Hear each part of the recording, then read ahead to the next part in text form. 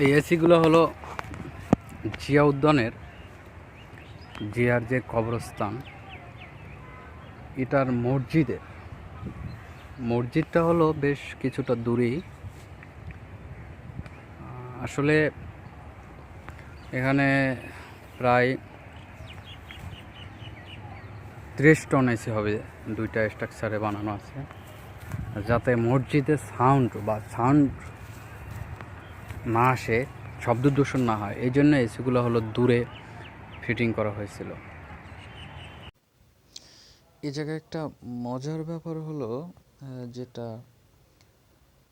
এসিগুলা অকেজা হয়ে আছে। আবার দেখে মনে হলো সবগুলোই অকেজা, কারণ দেখতেছেন যে লতা পাতা জড়ানো,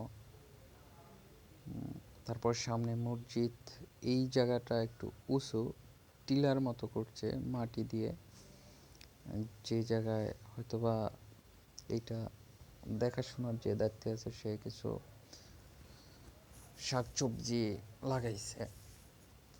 তো কি শাক দেখছিলাম মনে নাই, তবে পরিত্যক্ত যাকে বলে, আসলে যত্ন ক্ষমতা না থাকা,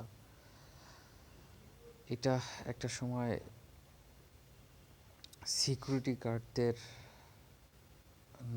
নজরবন্দি ছিল, এখন ছাড়া পার্কের মতো।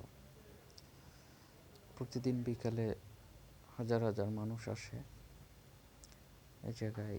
কোনো ছেলেপেলে স্কুটি করে, কেউ ঘুরে, কেউ আড্ডা মারে।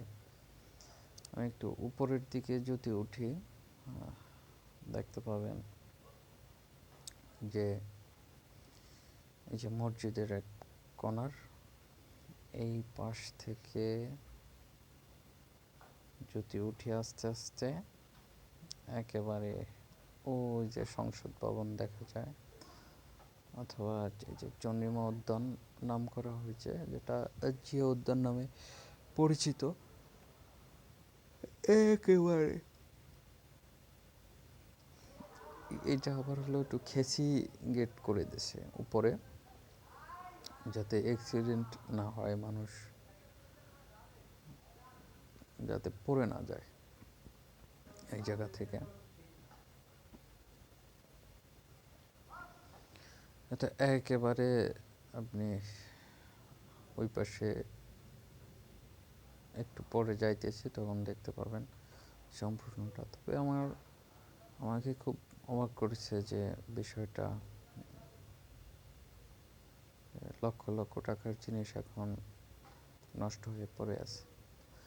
শুধু মসজিদটা চলে, রানিং আছে, 5 ওয়াক্ত নামাজ হয়, আজান হয়, বিভিন্ন মানুষ এ জায়গায় নামাজ পড়ে, এবং পরিবেশটা খুবই ভালো। যারা গেছেন তারা তো অবশ্যই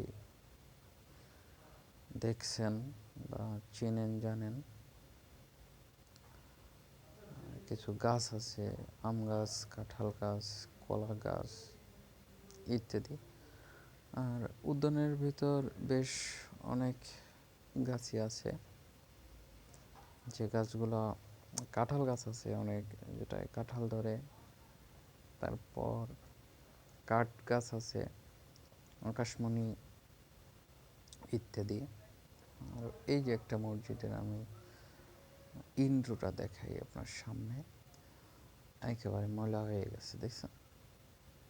পরিচ্ছন্নতা কর্মী নাই, শুধু পড়ে আছে। একটা পেঁপে গাছ, এটা মনে হয় 7-8 বছর, এত হয় নাই, 4-5 বছর প্লাস হবে, যেটা আমি ধারণা করলাম বড় এবং বয়স দেখে।